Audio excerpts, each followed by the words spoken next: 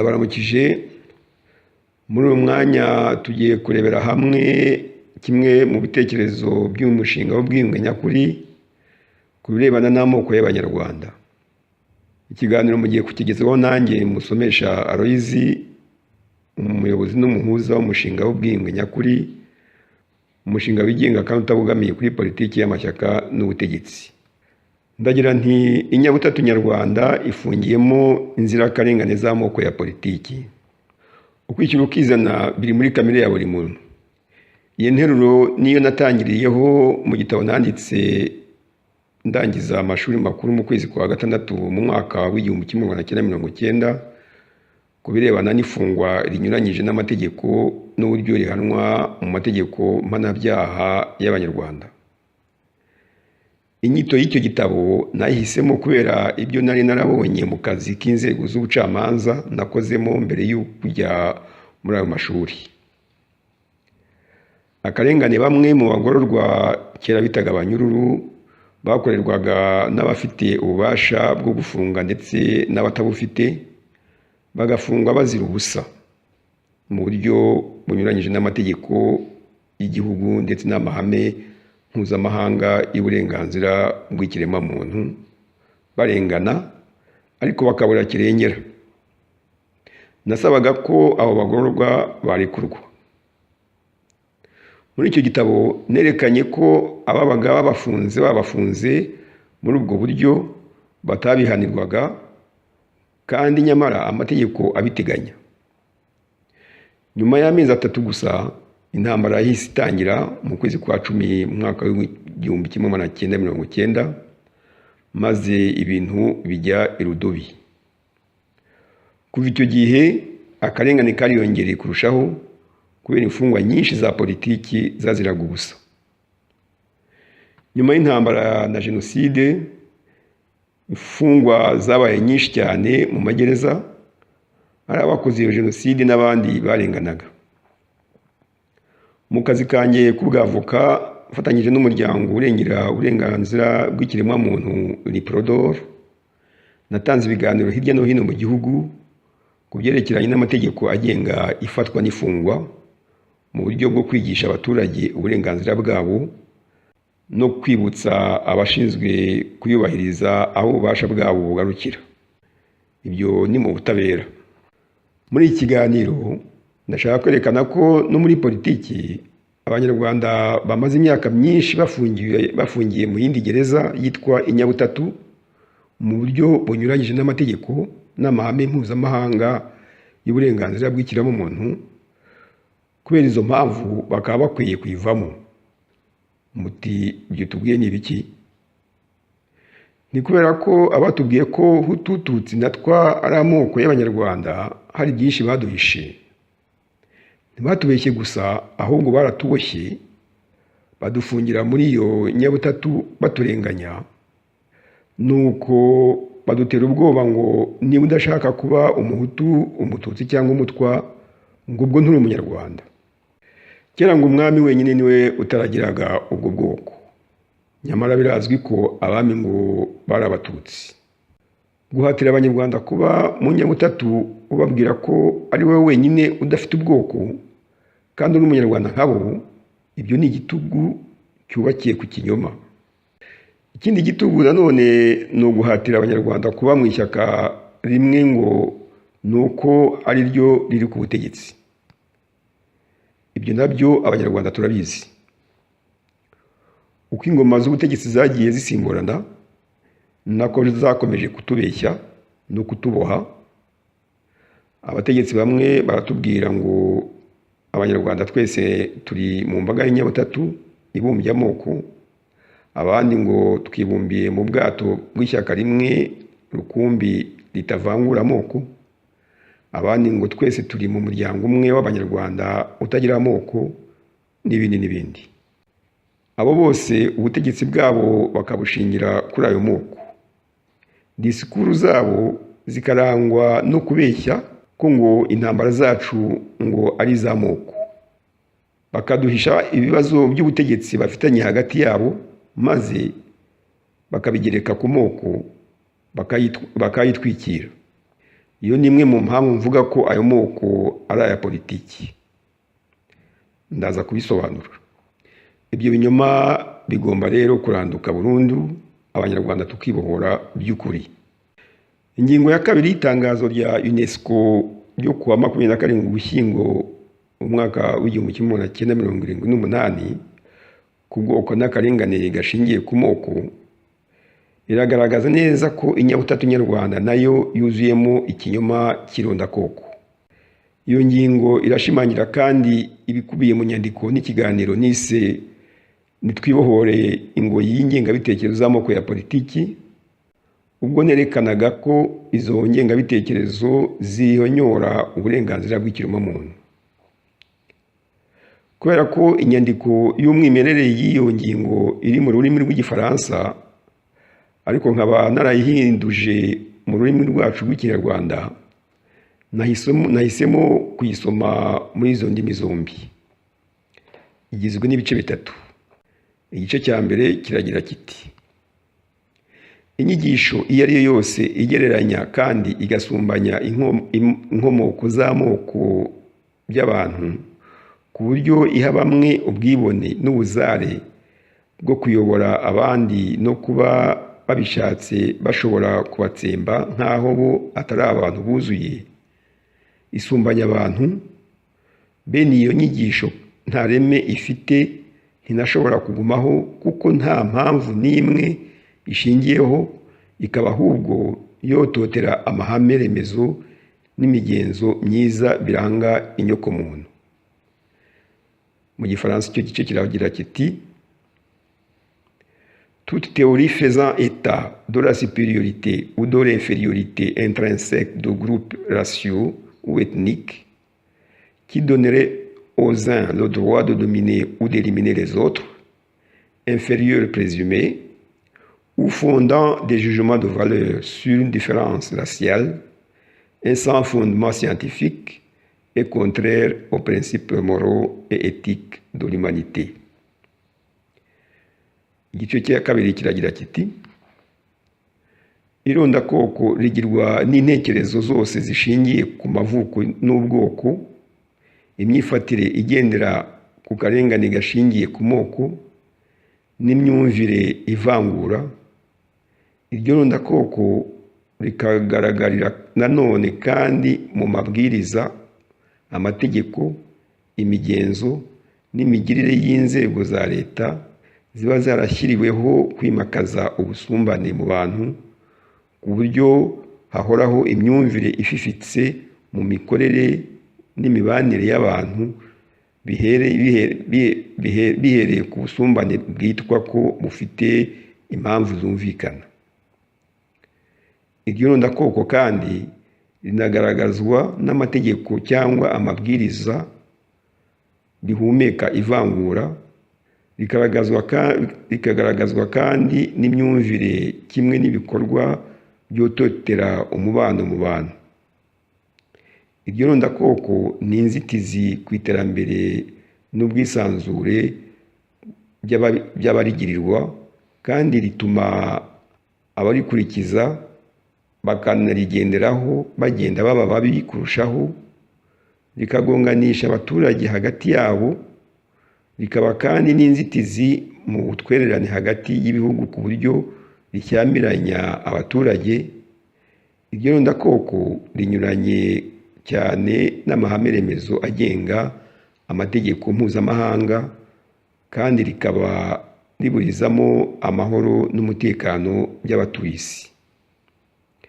Mu Gifaransa icyo gice kiragira kiti: le racisme englobe les idéologies racistes, les attitudes fondées sur les préjugés raciaux, les comportements discriminatoires, les dispositions structurelles et les pratiques institutionnalisées qui provoquent l'inégalité raciale, ainsi que l'idée fallacieuse que les relations discriminatoires entre groupes sont moralement et scientifiquement justifiables.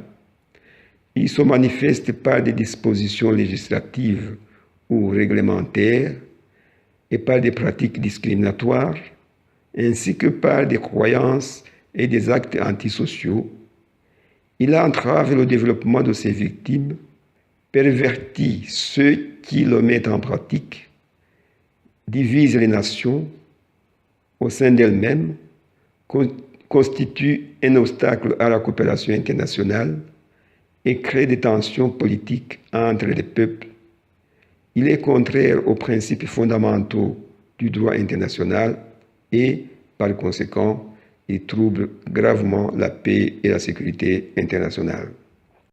Igice cya gatatu, akarengane rero gashingiye ku moko, witegereje amateka yako usanga karakomotse ku bwiganze bwa bamwe bikubiye ubutegetsi, ku buryo ako karengane kagiye gashinga imizi bitewe n'ubusumbane mu butunzi bw'abantu no mu mibanire yabo n'imiryango yabo.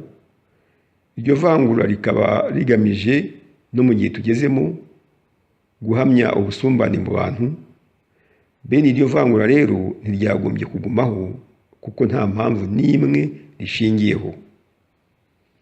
Mu gifaransa, le préjugé racial, historiquement lié aux inégalités de pouvoir, se renforçant en raison des différences économiques et sociales entre les individus et les groupes humains, et visant encore aujourd'hui à justifier de telles inégalités, est totalement injustifié. Mu bintu bibiri rero bikurikira dukwiye guhitamo kimwe: kwemera tukarangwa n'irondakoko ry'inyabutatu tugakomeza kwemera ikinyoma, cyangwa se tukarwanya irondakoko kandi tukamagana icyo kinyoma maze tugashaka ukuri. Inyabutatu ifungiyemo abanyiginya, abazigaba, abega, abasinga n'ubundi bwoko bwacu gakondo. Abo bose ni inzirakarengane zahatiwe kuba abahutu, abatutsi n'abatwa ku ngufu za politike y'ikinyoma yatumye ubwoko karande bw'abanyarwanda bwibagirana. Uretse Uburundi n'u Rwanda, hari ikindi gihugu mwari mwumva umuntu ashobora kugira ubwoko bubiri, abantu bagahuza ubwoko bumwe ariko ntibahuze ubundi? Umunyiginya umwe akaba umuhutu, undi munyiginya akaba umututsi, undi munyiginya akaba umutwa? Nta handi byabaye.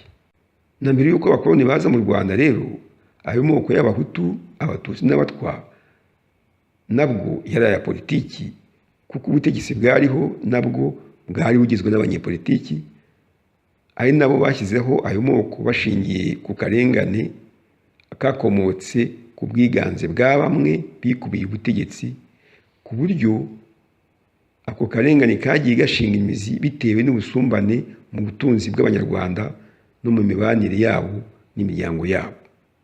Nuko bashyiraho ingengabitekerezo ya politiki ivuga ko ngo abatutsi ari aborozi, ngo abahutu bakaba abahinzi, naho abatwa ngo bakaba ababumbyi b'inkono. Biba ari ibyo bitandukanye ayo moko, abanyarwanda bashobora kuba bafite ayo moko muri iki gihe baba ari imbarwa. Iryo sumbanya abantu ririmo ikinyoma n'akarengane. Nk'uko iriya ngingo bivuga, bene iryo mvangura rero ntiryagombye kugumaho kuko nta mpamvu n'imwe rishingiyeho. Icyo abo bakoloni nabo bakoze ni ugushaka kuyagira nk'aho ari amoko karande aranga abanyarwanda bose, les ethnies, babikomoye ku karengane gashingiye ku moko, préjugé racial, bari bafite mu mitwe yabo kandi bavanye iwabo, ngo kugira ngo berekane ko dufite ibidutandukanya, kuko bari bamaze gushoberwa babibuze. Icyo ni ikinyoma cya politike, bita mu gifaransa manipulation politicienne.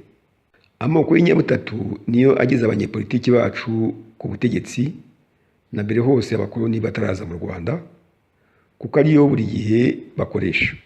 Abakoloni aho baziye bakomeje iryo sumbanya amoko kugira ngo nabo babone uko bategeka, kugira aho bemeza ko ngo abanyarwanda tutaremye kimwe.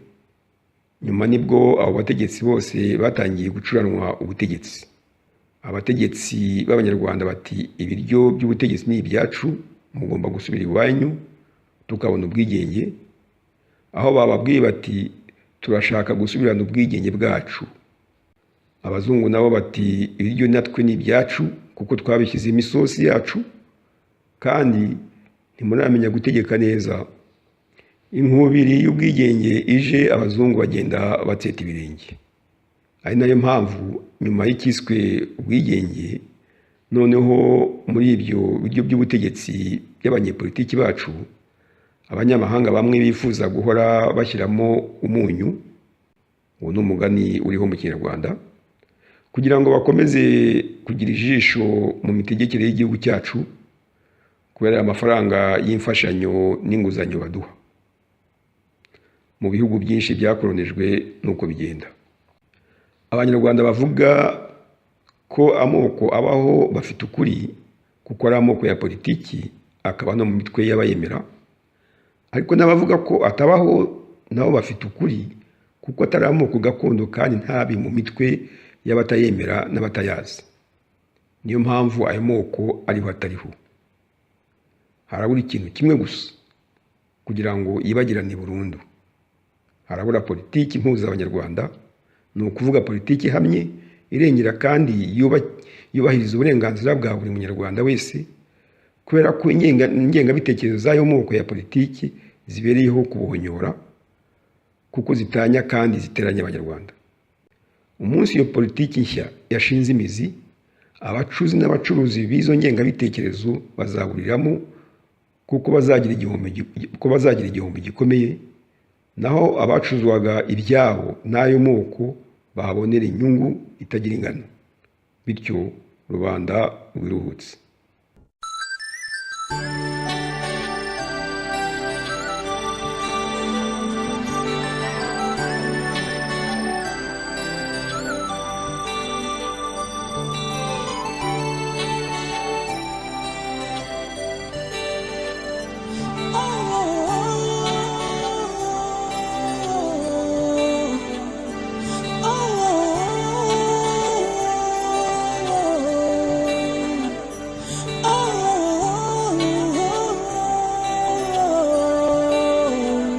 Nashakishije umuti w'ibibazo tubona muri ubu buzima, nibazaga umuti wadukiza amakimbirane n'inzangano, nibaza umuti watuma dutuza tugaturana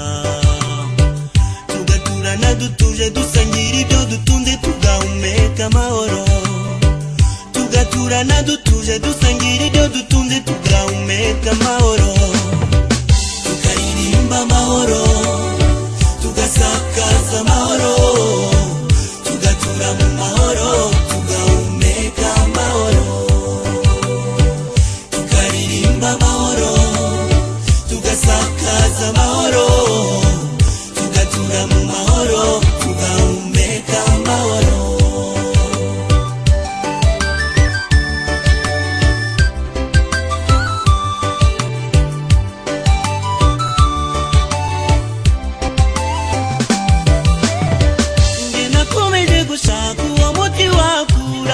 Tugatuza ukaduhumura amaso tukabona icyo dupfa nako kiruta icyo dupfa, ukaduhumura amaso tukabona icyo dupfa nako kiruta icyo dupfa. Uwo muti ndawubonye muze mumweho mwese, uwo muti ni urukundo, twakimitse urukundo tukimura amacakubiri mu mitima, twakimitse urukundo tukimura amacakubiri mu mitima, tukaririmba amahoro, tugasakaza amahoro, tugatura mu mahoro, tugahumeka amahoro, tukaririmba amahoro, tugasakaza amahoro, tugatura mu mahoro, tugahumeka amahoro.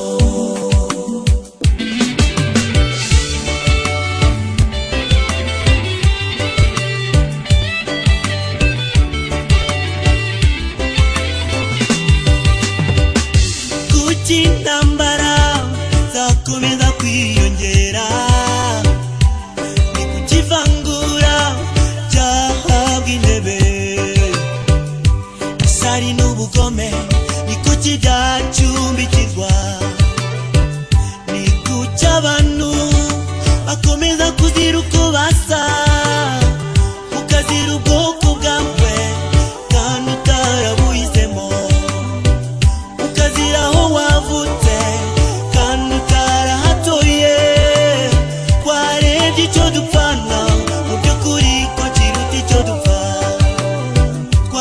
turebye icyo dupfana mu by'ukuri ko kiruta icyo dupfa Afrika yose turashaka amahoro amahoro amahoro iwacu i Rwanda turashaka amahoro amahoro ku isi hose turashaka amahoro duhagarike ibitekerezo by'ubwicanyi turashaka amahoro